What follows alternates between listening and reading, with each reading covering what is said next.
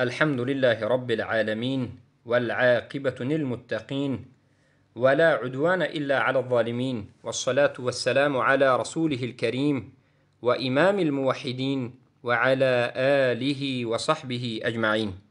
أما بعد، السلام عليكم ورحمة الله وبركاته. بإذن الله سبحانه وتعالى إن حلقه 24 از شرح کتاب اصل السنه و اعتقاد الدین عقیده الرازیان است. ما در حلقه گذشته به شما بیان نمودیم صفت علو ذات الله سبحانه و تعالی را. حالا باشد دوام صحبت این دو عالم سلف از علمای بزرگ محدثین و علمای سلف که در این کتابشان است میخونیم و باز شرح میتیم. موضوع امروزه ما اثبات کردن صفت علمی پره تام میگن به الله سبحانه و تعالی. الرازیان میگویند. الرازیان ابو زرعة الرازی وفات کننده 264 هجری و ابو حاتم الرازی وفات کننده 277 هجری رحمهم الله میگویند. قال الرازياني: أحاط بكل شيء علما ليس كمثله شيء وهو السميع البصير. قال الله تعالى: ليس كمثله شيء وهو السميع البصير. سوره شورى 11. أنا همین بارك الله فيكم سخن این دو امام سلف است. معنای سخن همین است که الله علمش همه چیز را احاطه نموده است، احاطه کرده است به همه چیز علم الله. در دوامش یک بار میگند و هیچ چیز مانند الله نیست و الله السمیع شنواست، البصیر و بیناست. این السمیع و البصیر نام الله است و از خیلی که ما همیشه میگیم هر یک نام الله از او چی میبرد؟ صفت وجود دارد. هر نام الله معنا دارد و هر معنای نام الله صفت است. السمیع نام الله است و از همین نام الله معنای شنوایی میبرد که این السمع است. سمع این صفت الله است. پس نام های الله صفت الله گرفته شده است، اصل صفت است و صفت ها بینات عددش زیاد است، اما نام های الله چه خیلی که به ما الله رسول خبر داد 99 تا است. امام رازیان رحمهم الله مسئله احاطه کردن الله سبحانه و تعالی همه چیز را، یعنی الله همه چیز را احاطه میکند اما چخیل به علمش، و تشبیه را انکار میکنند. ما نباید تشبیه بکنیم، چگونه احاطه میکند. پس کسایی که صفتهای الله سبحانه و تعالی را وقتی که نظر کردند، اولین چیزی که نظر کردند تشبیه کردند، گفتند الله مثلا در بالا است، پس جهت است، پس جهت مکان است و تشبیه شروع شد و گمراه شدند. بالاخره اکثر انسان هایی که در باب صفت گمراه شدند یا همه انسان ها تشبیه کردند گمراه شدند. همین اشعری ها و ماتریدی هم خیلی که چندین بار میگیم در اول تشبیه کردند. مسئله اول همین است که الله به علمش همه چیز را احاطه کرده است. مقصد از این سخن چیست؟ مقصد از این سخنی که این دو عالم بزرگ امام سلف صالح به ما ذکر کردن مقصد چیست؟ در شرحش میگن که دفع ما يتوهمه بعض المبتدعة من تلازم القول بالعلو والقول بنفی المعیه. از این سخن دو امام برمی آید انکاری او احتمالاتی که اهل بدعت از تلازم القول به وجود آوردند. یعنی به عباره عادی تاجیکی بگویم، اهل بدعت گفتند که اگر ما الله را در بالای عرش دانیم، پس آیت هایی که در این آیت آمده است که الله با همراه شما است این کار کرده می شود. اگر الله را در بالای عرش گویم، از این مراد که الله در با همراهی ما نیست. همچنین یک شبهه ذکر کردند، بلکه مخالف قرآن و سلف و همه برآمدند. ما همیشه تکرار میکنیم که الله در بالای عرش است، اما به علمش الله همه جا را احاطه کرده است. چرا که الله در سوره نساء 108 میگه و کان الله بما یعملون محیطا. معیت الله، علو الله، یعنی در بالا بودن الله، همراه بودن الله را انکار نمی کند. یعنی چی؟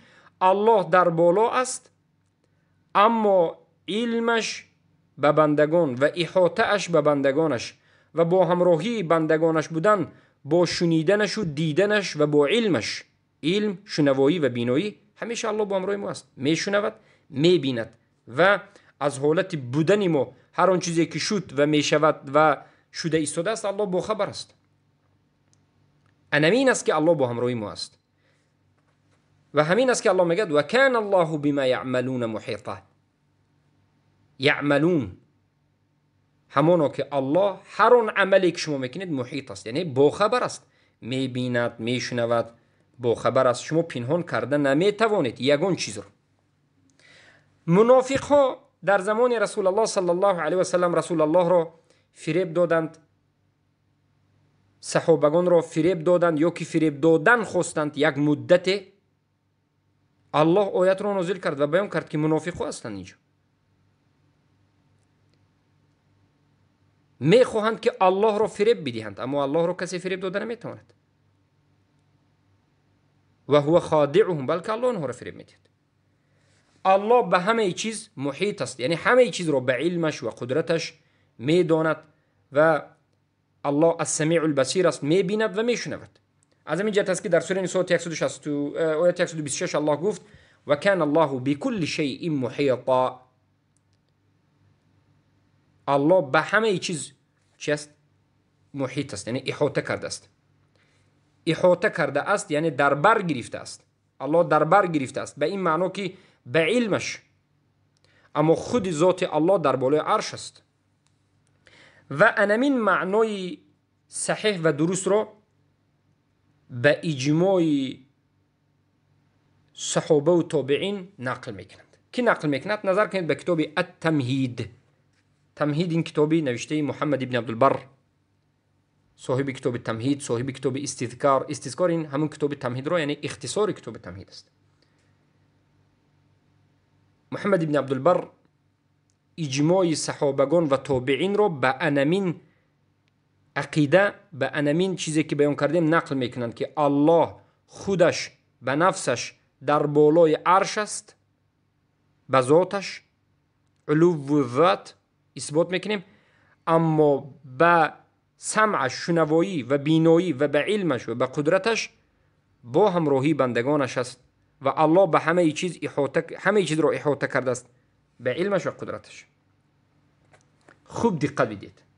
و این به اجماع هست، این عقیده به اجماع هست، به اجماع صحابگان و تابعین. اجماع همه صحابگان یک سخن گفتند، همه تابعین یک سخن گفتند، هیچ کسی مخالف نبرآمده است. این اجماع است. اجماع یکی از قوی ترین دلیل است که در اساس قرآن و سنت به وجود می آید. اجماع خود به خود به وجود نمی آید در اساس قرآن و سنت. بارک الله فیکم. بارك الله فيكم. حتى ابن عبد البر میگن که وقال وما خالفهم في ذلك احد يحتج بقوله. یگان کسی که قولش معتبر و از قول او احتجاج یعنی حجت گرفته شود، مخالفت به این صحابگان تابعین نکرده است. یعنی همه می سخن میگفتند. شما وقتی که این عقیده میفهمید بسیار شبهات شما نابود می شود.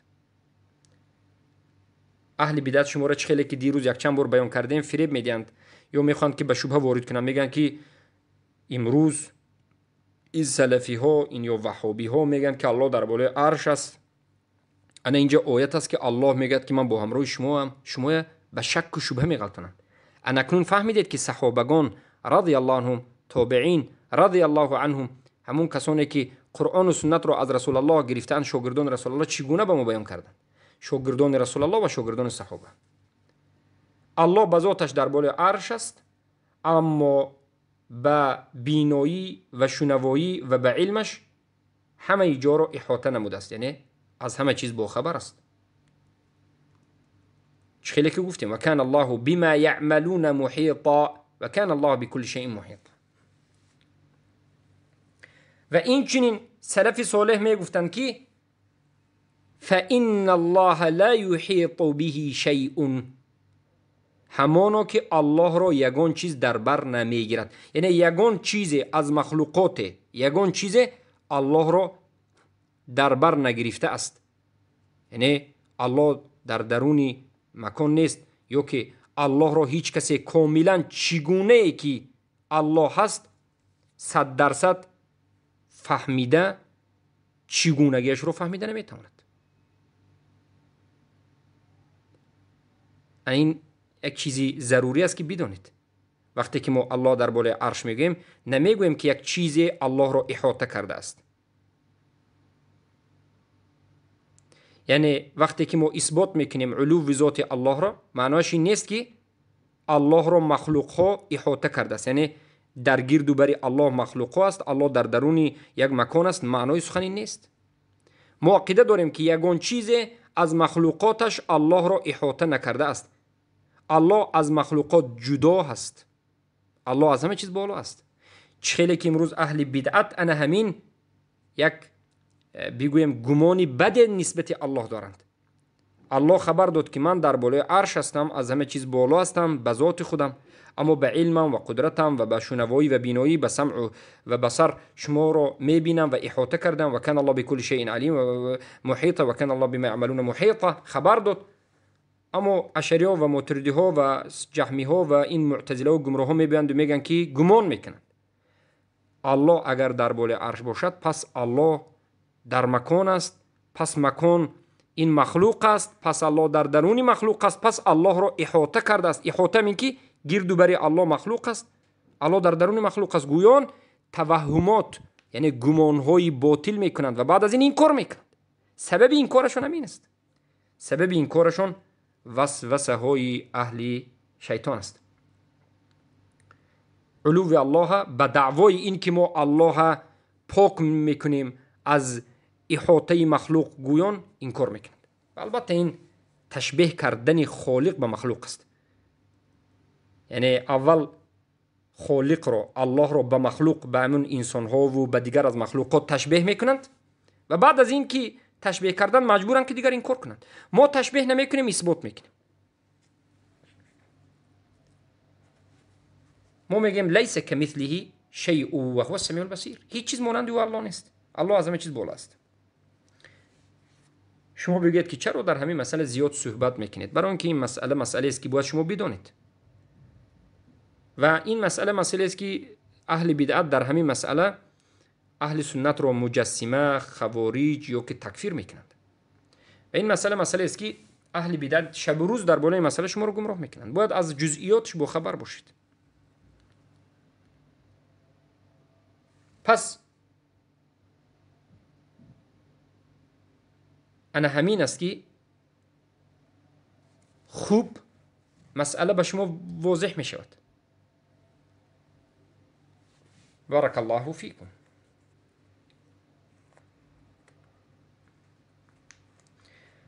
پس این مسئله واضح بود، به اجماع بود، هیچ کسی شک نداشت تا همان زمانی که جهم ابن صفوان به وجود آمد و بالاخره مردم به گمراهی کشید. البته خیلی که یک چند حلقه گذشته بیان کردیم سلف صالح به این گمراه ها از این اهل کلام بسیار ردهای شدید زدند و بیان کردند که باطل است این منهجی کلامی شما و منهجی که مخالف صحابگان استید.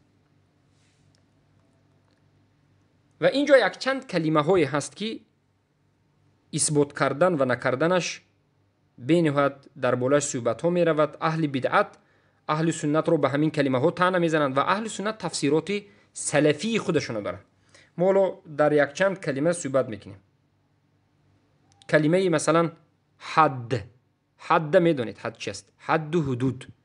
حد یعنی یک دایره معین گفته نگه حد به زبان روسی گرانیتسی هم میگن مثلا. یک دایره معین شده که شما مثلا یک غرفه، حد غرفه میگیم. وقتی که غرفه رو نظر میکنید میفهمید که از این طرفش تا اون طرفش، از بالا تا پایین حدش معلوم است. مساحت، حد. کلمه یکمی که ما باید فهمیم که سلف چه عقیده داشتن، آیا اون کلمه در قرآن سنت هست، نسبت الله گفته میشد یا نمیشد. مسئله دوم، کلمه دوم، بارک الله فیکم، کلمه جهه. آیا ما جهت اثبات کرده میتوانیم یا نمیتوانیم یا وجود ندارد؟ یا چه خیلی که اهل بدعت میگویند اصلا نه در بالا نه در پایان نه در راست نه در چپ. چه خیلی میفهمیم کلمه جهت الله در جهتی بالا است گفتن جایز است یا نیست؟ کلمه حیز اینم به معنای حد و حدود همین چیز است. سیوم کلمه چهارم المکان، کلمه مکان. آیا به الله مکان دارد گفته می شود یا نمی شود؟ بارک الله فیکم. وقتی که همین کلمه ها رو خوب دقت کردید و خوب گوش کردید و منهج اهل سنت رو، سلف صالح رو فهمیدید، یعنی تفصیلات رو، بعد از بسیار مشاکل، از شبهات اهل بدعت بیرون میشوید. البته ما این مسئله رو به منهج سلف صالح به شما بیان میکنیم، نه به منهج فلان و عنان و علان، بلکه به منهج سلف صالح. اولا کلمه حد. بدانید که کلمه حد، کلمه جهت، کلمه حیز یا کلمه مکان، این کلمه های هست که یک بار ما انکار هم نمی کنیم و یک بار 100% اثبات هم نمی کنیم، بلکه ما تفصیلات داریم. معنای صحیح درست باشد اثبات میکنیم، اگر به معنای صحیح درست استفاده برده باشد، اگر به معنای غیر صحیح، غیر مراد قرآن و سنت و مخالف قرآن و سنت باشد انکار میکنیم. پس این کلمه ها کلمه هایی که احتمال دارد. این 4 کلمه که ذکر کردیم کلمه هایی که احتمال دارد و در قرآن و سنت اثبات یا که انکار نشده است. بله خوب دقت بدید، بعضی از کلمه های هست که در قرآن و سنت اثبات یا که انکار نشده است. این چنین کلمه جلوس، نشستن، آیا الله نشسته است یا که نشسته نیست؟ این پنجمین کلمه که ما باید صحبت بکنیم. بارک الله فیکم. این کلمه های هست که تفصیلات و معنی ها و غیره دارد. البته کلمه جلوس حالا به این قاعده ما داخل نشد، ما در آخر کلمه جلوس رو علاهیده میگیم، اما این 4 کلمه از یک جهت البته احتمالش صحیح است، از جهت دیگر احتمالی باطل دارد. یعنی این 4 کلمه حد، جهت، حیز، مکان، این کلمه هایی که احتمالات دارد، 2 احتمال دارد و این کلمه ها در قرآن و سنت ذکر نشده، اثبات یا انکار یا نفی نشده است. الله نگفته است که من حد دارم یا نگفته است که من حد ندارم، نگفته است که جهت یا که انکارم نکرده است جهت رو. پس حالا یا کلمه مکان رو الله نگفته است که من مکان دارم یا من مکان ندارم. از همین جهت ما این کلمه ها رو چگونه نظر میکنیم؟ سلف صالح رو میبینیم که چگونه نظر کردن. اولا کلمه حد. در بالای کلمه حد سلف صالح تفصیل کردند. قسمی از سلف صالح حد اثبات کردند و قسمی انکار کردند. اهل بدعت همون قسمی انکار کردگی سلف صالح میگیرند، میگن که تمام حد وجود ندارد، حد نیست، اما نفهمیدن که سلف صالح تفصیل داشتند. سلف صالح بودند که حد رو اثبات کردند و سلف صالح بودند که حد رو از معنای باطلش انکار کردند. یعنی سلف صالح معنای صحیح حد، کلمه حد و حدود، دایره معین رو اثبات کردند و سلف صالح دایره معین رو انکار کردند. چگونه میفهمیم؟ چگونه فهمیم؟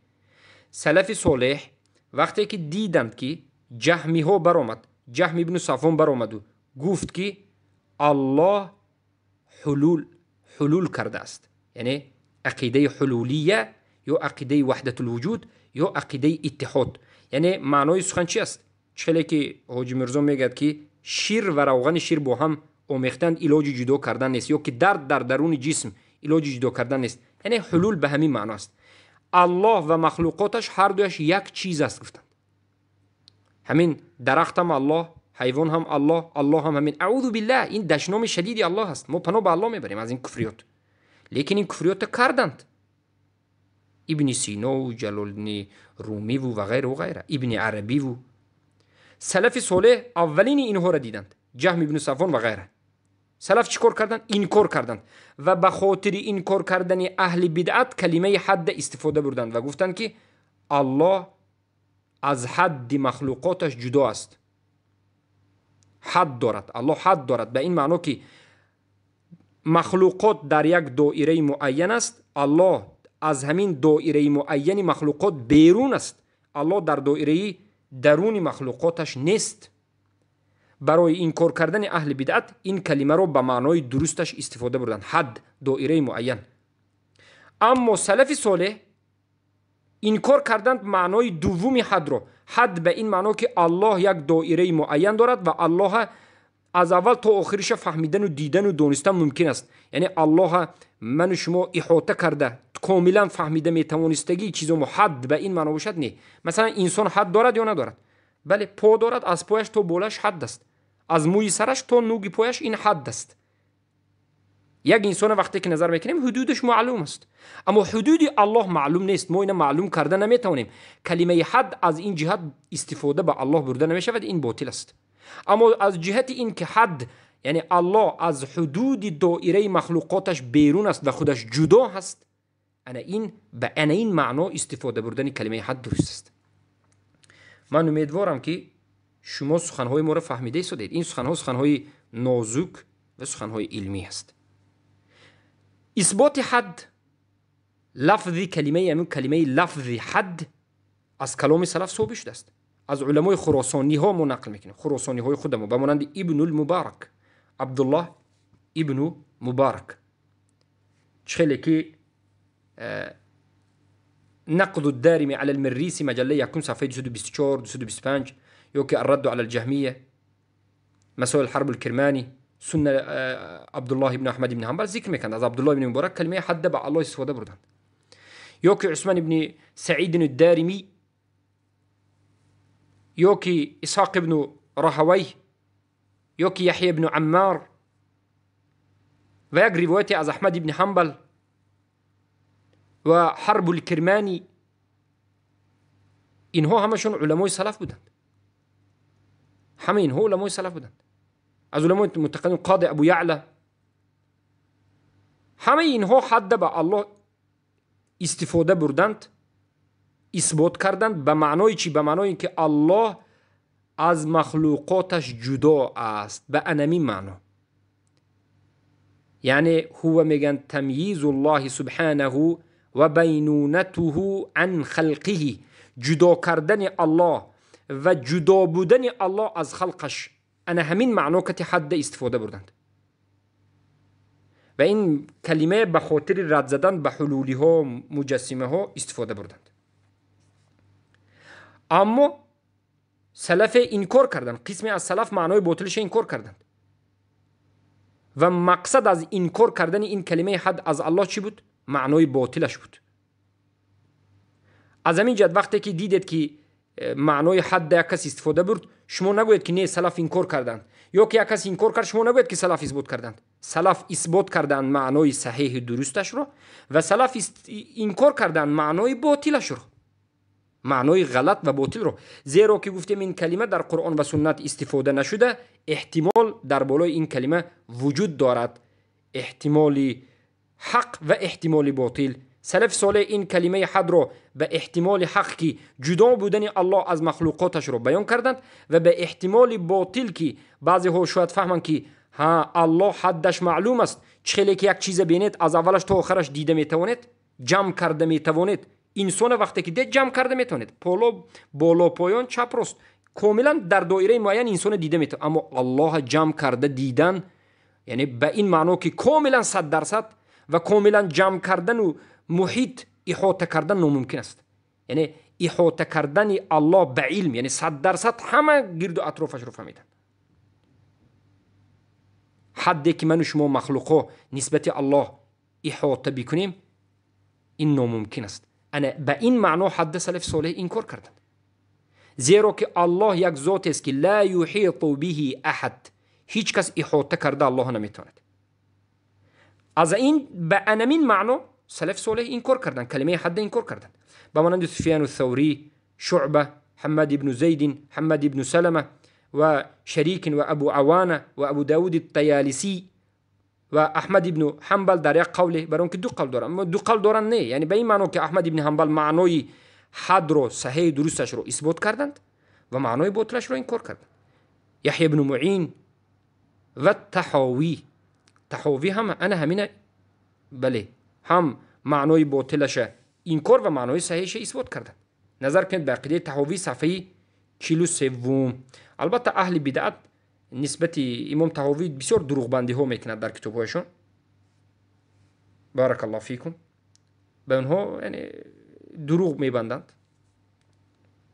حتی بیهقی از طریق ابو داود الطیالسی میگوید که قال كان سفيان الثوري وشعبة وحماد بن زيد وحماد بن سلمة وشريك وأبو عوانة لا يحددون ولا يشبهون ويرون هذه الأحاديث ولا يقولون كيف قال أبو داود وهو قولنا وعلى هذا مضى أكابرنا.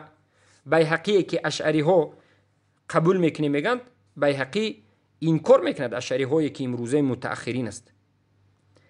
بیهقی در اسماء و صفات والله علم روایت میکند از ابو داود صاحب کتاب سنن الطیالسی که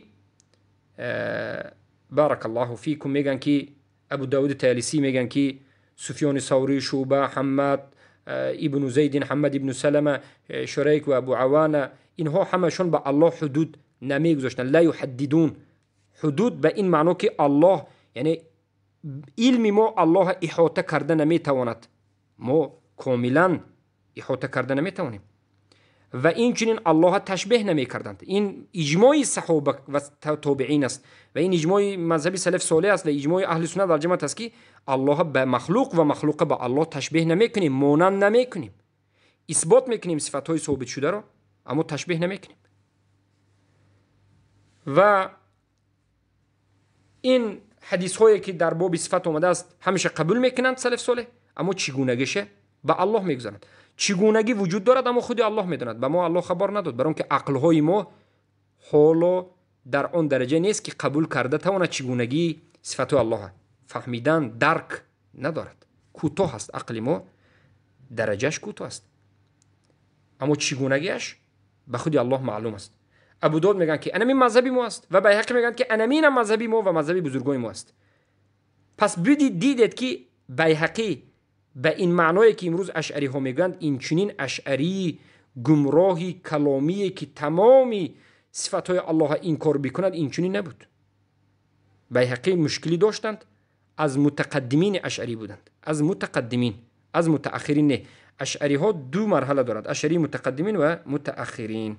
اشعری متقدمین البته خطاگی های زیاده داشتند، اهل بدعت بودند، اما علما تکفیر نمیکردند، اما اشعری های متأخرین رو علما تکفیر میکردند. فرقش رو خوب دقت بدید. پس اکنون فهمیدید که کلمه حد به دو معنا می آید. معنای اولش احاطه به یک چیزه، در بر گرفتن یک چیزه.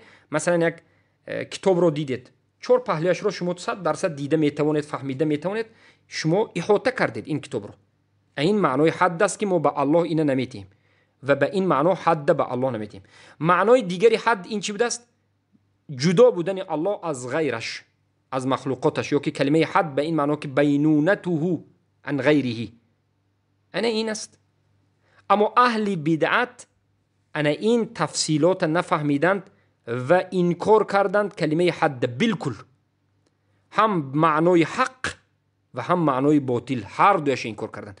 اهل بدعت تفصیلات ندارند، خیلی که در باب تکفیر خوارج ها تفصیلات ندارد، اهل بدعت در باب اسماء و صفات اصلا تفصیلات، فقط انکار انکار انکار. کلمه حد گفتیم جانب حق جانب باطل دارد. من امیدوارم که فهمیدید. کلمه حق به شما فهم شد. بارک الله فیکم. کلمه دوم کلمه الجهت، جهت. آیا ما به الله جهت را قائل میشویم یا نمیشویم؟ جهت کلمه عربی است، الجهه کلمه عربی است، اما کلمه توجیکی است. برای این علما میگن که کلمه فارسی، زبان فارسی بعد از اینکه صحابگان آمدند و فتح کردند سرزمین این مجوسی های فارس رو، البته الحمدلله به فضل کرم الله سبحانه و تعالی و بعد از این فضل صحابگان بود که شد کلمه های عربی به فارسی آمیخته شد و البته زبان عربی و بالاخره 35% و 40% زبان فارسی امروز عربی است. کلمه جهت، این کلمه فارسی هم هست، جهت توجیکی، یعنی یک جهتی معین، پایان، بالا، راست، چپ، روبرو، پشت، اینا جهت است. و عادتا جهت 6 است. یک انسان به خودش چند جهت دارد؟ 6 جهت دارد. بالا، پایان 2 جهت، روبرو و پشت، پیش و پشت 4 جهت، راست، چپ 6 جهت. اهل بدعت میگن که الله یگان جهت ندارد. اشعری ها، ماتریدی ها، نه، الله میگه یگان جهت ندارد. جهت اثبات کنه میگه کافر میشید. کسی که جهت اثبات کند کافر میشد میگه. انا که ما درباره جهت، انا که مذهب سلف به شما بیان میگه. کلمه جهت همچون صفت الله یا که اضافه به الله سبحانه و تعالی در قرآن و در سنت ثابت نشده است. در وحی، یعنی در قرآن و سنت ثابت نشده است و این چنین در کلام صحابگان و تابعین اثبات نشده است. نه اثبات نه نفی. اینا خوب دقت کنید. نه در قرآن الله جهت اثبات کرد و نه انکار کرد. کلمه خاص جهت، معناها اثبات میکند اما خاص کلمه جهت در نظر داریم. و نه در سنت الله جهت دارد یا الله جهت ندارد، گفتگی گپ نه در قرآن نه در سنت. و این چنین از صحابگان الله جهت دارد یا ندارد وجود ندارد. اما وقتی که در زمان آخرین تابعین و تبع تابعین این پدران اشعری جهمی ها به وجود آمدند، جهمی ها انکار کردند در الله بودن، در بالا بودن الله را، در بالا بودن الله را انکار کردند و بعد از این کلمه جهت را خاص انکار کردند. گفتند جهت وجود ندارد. الله در بالا نیست، بالا جهت است، الله جهت ندارد. یعنی اهل بدعت آمدند و انکار کردند جهت را. مقصدشون چی بود؟ انکار جهت یعنی انکار علو الله بود. سلف صالح به این اهل بدعت رد زدند و اثبات کردند جهت را به معنای صحیح. پس کلمه جهت هم به معنای صحیح و به معنای باطل فهمیدنش ممکن است. کلمه جهت هم کلمه هست که احتمال در بالاش هست، معنای صحیح دارد و معنای باطل دارد. معنای صحیحش رو ما اثبات میکنیم. کلمه جهت به الله معنای صحیحش به اجماع ثابت است. معنای صحیح است. معنای صحیح جهت این است که یعنی جهت گویم به این معنا و مقصدمون این باشد که اثبات علو الله. جهت گویم الله جهت دارد، گویم به این معنا که الله در بالا هست. جهت گویم به این معنا که الله استوا کرده است به بالا.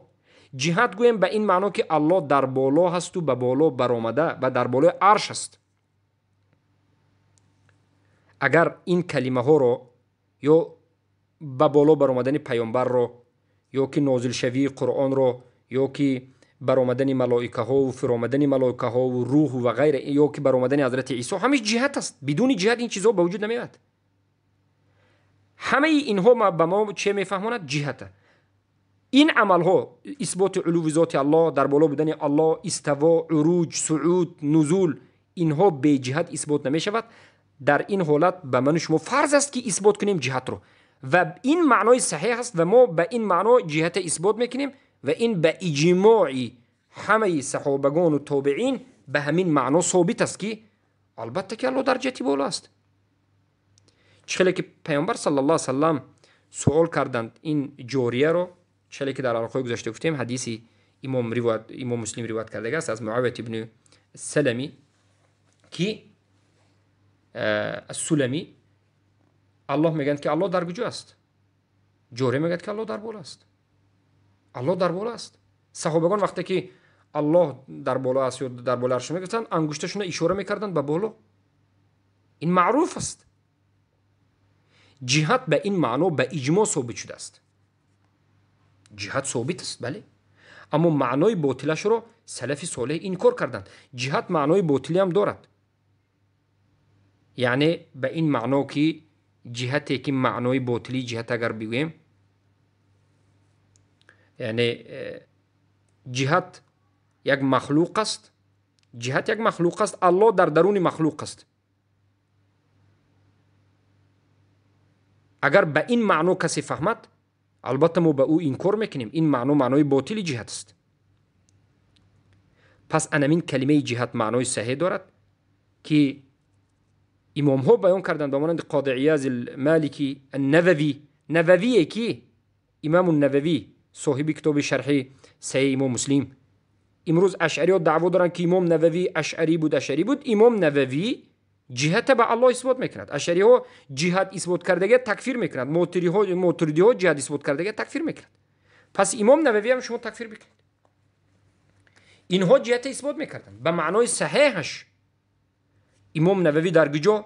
نظر کنید به کتاب شرح صحیح مسلم به مجله سوم صفحه 16 و 19. از همین جهت میگیم که امام نووی بله خطاگی در باب صفات الله داشتند، اما مطلقاً اصولی اشعری نبود.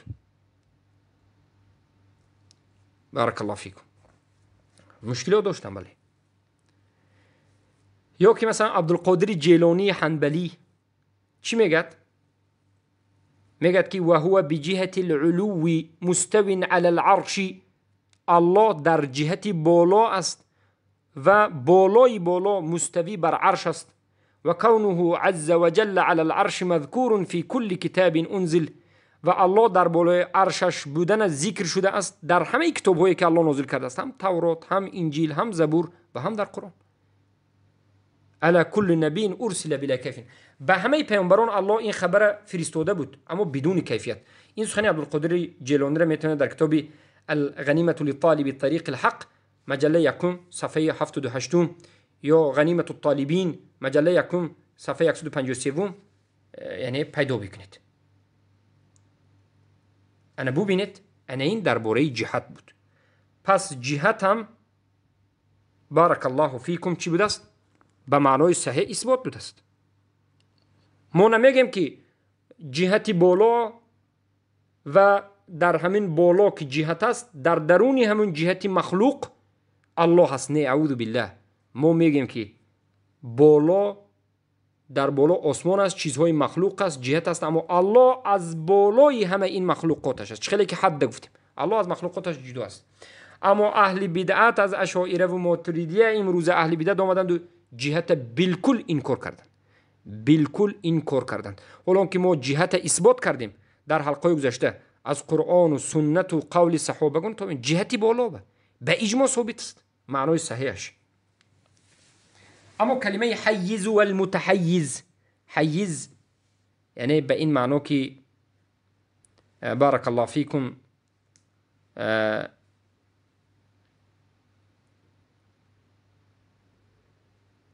معنای صحیح و معنای البته که این هم باطل داشتنش ممکن است. این هم کلمه احتمال دار است. بارک الله فیکم. پس علما میگن که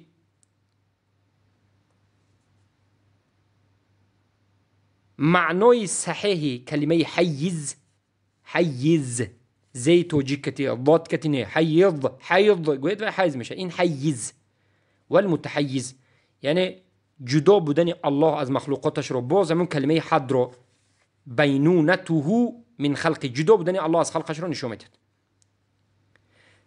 در قرآن و سنت این کلمه استفاده نشده است. در کلام سلف هم نه اثبات و نه نفی شده است. در قرآن و سنت هم نه انکار و نه اثبات. و این کلمه هم معنای باطل دارد، به مانند این که کسی بگوید که الله یک ذات است که مخلوقات یعنی انسان ها الله را یعنی کاملا احاطه میکنند و غیره، یعنی الله 100% احاطه کردن از همه جهت و غیرش. این معنای باطل است، زیرا که الله بیند بزرگ است. الله اکبر و اعظم. الله اکبر و اعظم معناش این که الله ما احاطه کرده نمیتونیم 100% خیلی که یک چیز موجود بینیم احاطه کرده میتونیم، الله احاطه کرده نمیتونیم. همین یک کرسیه که از عرش کوچک است، وسیعی کرسی از 7 آسمان ها و از زمین ها وسیع تر است. همین کرسی در نزد عرش به مانند یک حلقه است. عرش یک کرسی است که الله بینواد بزرگ است. پس شما هیچ تصور کرده نمیتونید، احاطه کرده الله نمیتونید به این علم داشتید. اما معنای صحیح کلمه حیز و متحیز این یعنی الله از خلقش جدا است. به این معنا البته اگر کسی استعمال کند باکی ندارد. اما کلمه مکان، این کلمه هم مثل کلمه های گذشته چی دارد؟ معنای احتمال درست و صحیح و احتمال باطل و ناصحیح دارد. و البته که این کلمه خود مکان در قرآن و سنت در وحی لفظ مکان نه اثبات شده است و نه نفی. الله نگفته است که من مکان دارم و الله نگفته است که من مکان ندارم. این الله لا مکان است، الله لا مکان له، این کلمه های میگویند این در لفظ اثبات نشده است در قرآن سنت. علما گفتند بله به معنای لا مکانی که به معنای صحیح باشد گفتند مکان. انکار کردن مکان به معنای درست جایز است، اثبات کردنش هم به معنای صحیح درست جایز است. خیلی اولا اثبات میگیم یا نفی میگیم. هر کسی که به کلمه مکان نظر بکند، مثل امروزه اهل بدعت، مثال عادی به شما حاجی میرزا، برای اون که در این مسئله بین جاهلانه گام میزنند، یا که محمد جاویدی سیفی قبوری صوفی مشرک، و بعد از این انکار کند مکان را، الله مکان ندارد بگوید کلمه حق است یا نیست؟ بله کلمه حق است. اما مقصدش این چی باشد؟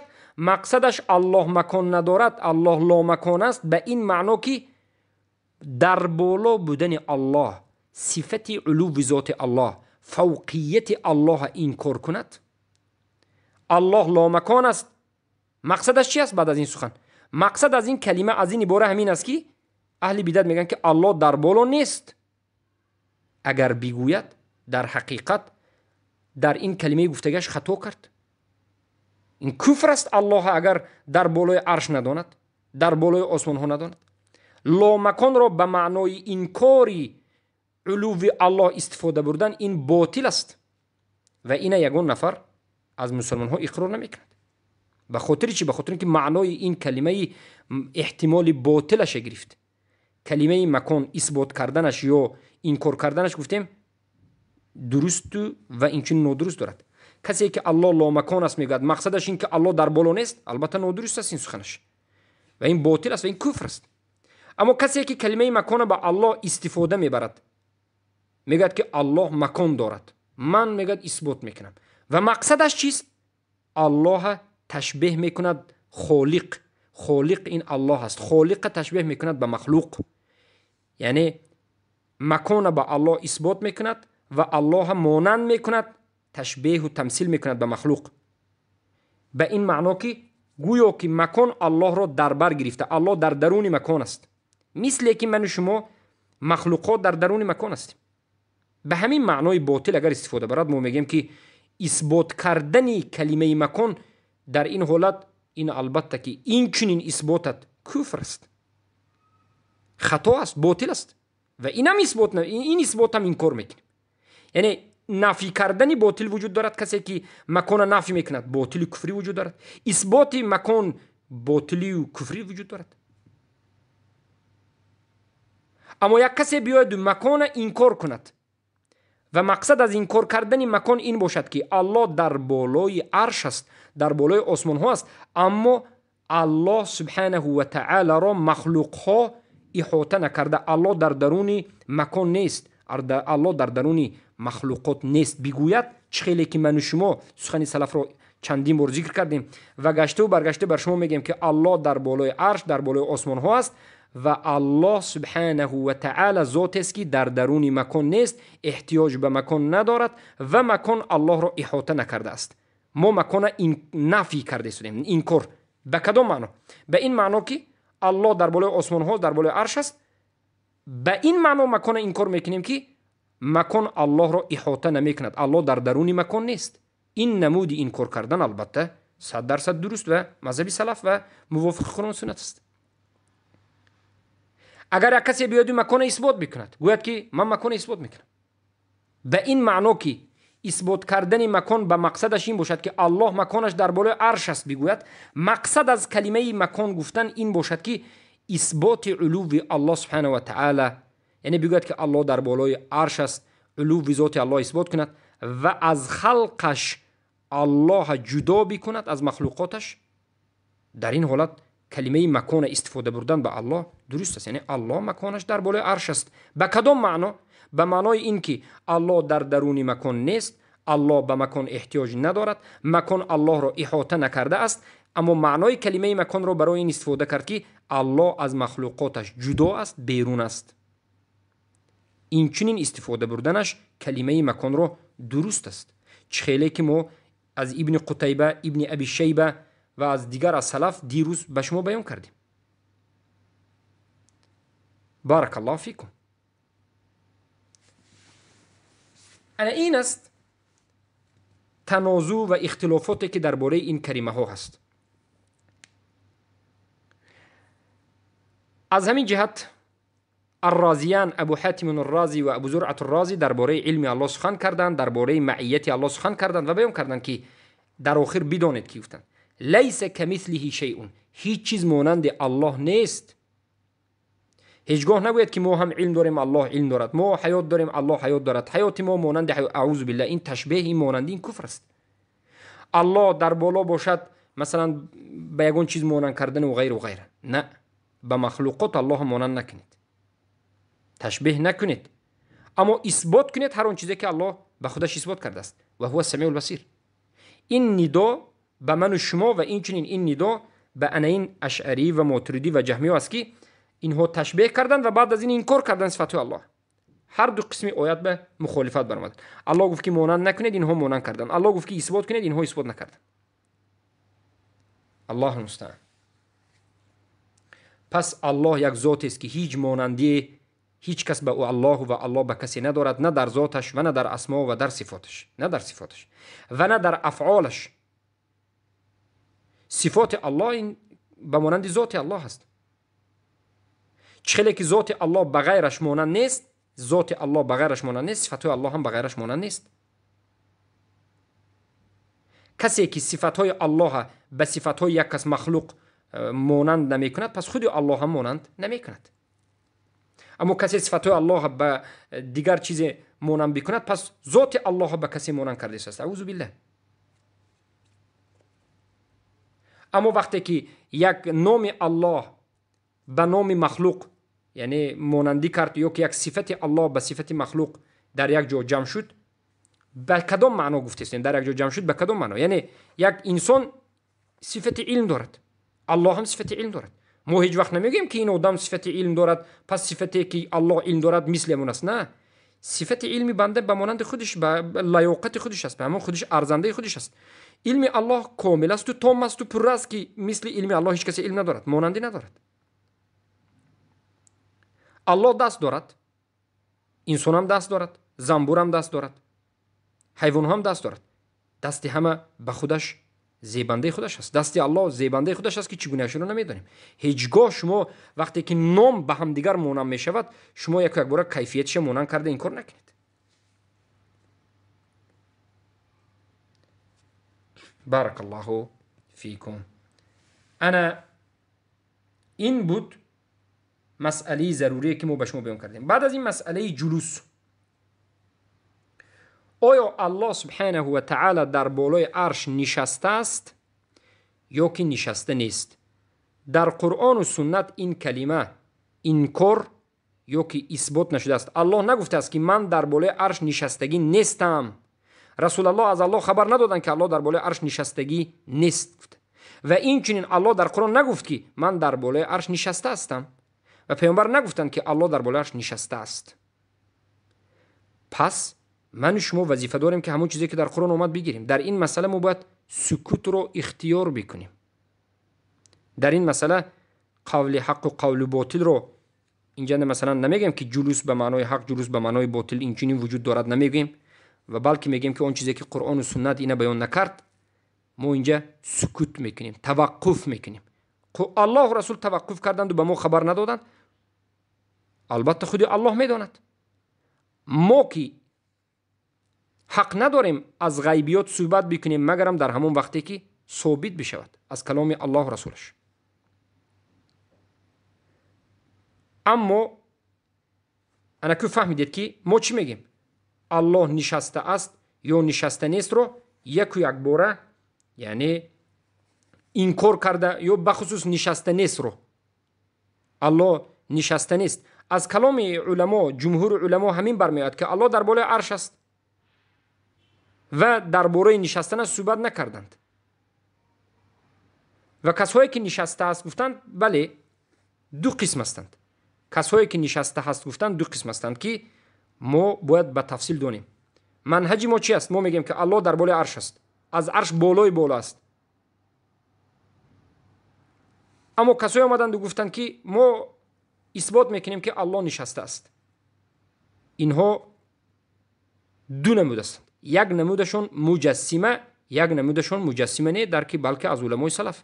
مجسمه ها کیو هستند؟ گفتند که الله در بالای عرش نشسته است و مثل که ما نشسته به بالای کرسی می نشینیم و الله اعوذ بالله پوست دارد و گوشت دارد و خون دارد و رگ دارد و به الله همین جسم رو، جوارح رو نسبت دادند و به مانندی که انسان میشیند نشست دادند و خون و رگ و پای و جسم رو نسبت دادند که البته سلف این امت این چنین انسان ها رو رد کردند، انکار کردند و حتی مشبه هایی که الله رو مثل مخلوق گفته و مثل انسان این چنین بعضش گفته است تکفیر هم کردند.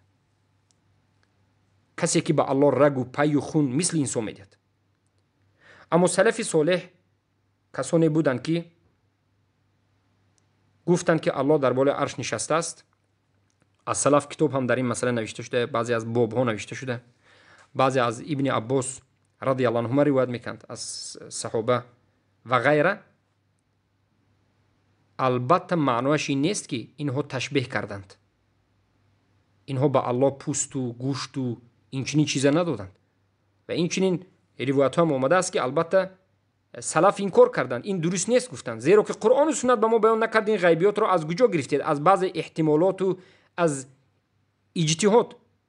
اما در این مسئله هیچ کسی از علمای سلف صالح این چیز ثابت شده است، نشستن هم ثابت شده است، گرچه که خطا کردند اما این علما را کسی تکفیر نکرد، برای اینکه اینها جسم چخیلی که جسم انسان است به الله قائل نشدند مثل مجسمه ها. اینها مجسمه نبودند اما در همین باب خطا کردند. الله و رسول اثبات نکرده رو اثبات کردند، خطا کردند، اجتهاد کردند در اساسی یعنی اجتهاد در بالای آیات قرآن و سنت و بعضی از چیزها. اما سلف امت اینها را دشنام و اینو آن نکردند، چخیلی که امروز بعضی از جهال این علما را دشنام میدید.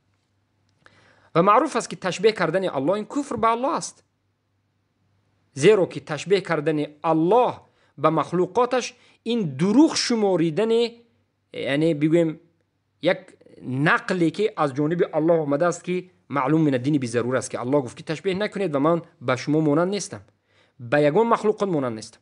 وقتی که کسی میبید و باز مانند میکنه همین آیت قرآن سوره شورا انکار کرده است. و بسیاری از سلف صالح آشکار و واضح گفتند که کسی که الله به مخلوق مانند میکند چی کردند؟ به اونها کفر نسبت داده، تکفیر کردند.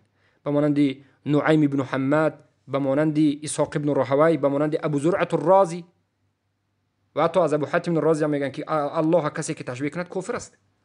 اما سلف صالح کسایی که الله در بالای عرش نشسته است گفتند، نگفتند که چخیل نشسته است، نگفتند که چگونه نشسته است، تشبیه نکردند، فقط نشسته است گفتند، تشبیه نکردند. از همین جهت سلفی این اومد فقط گفتند که شما خطا کردید، نباید همین نشسته هم میگفتید، نشسته است گفتن رو هم نباید میگفتید، این خطا است.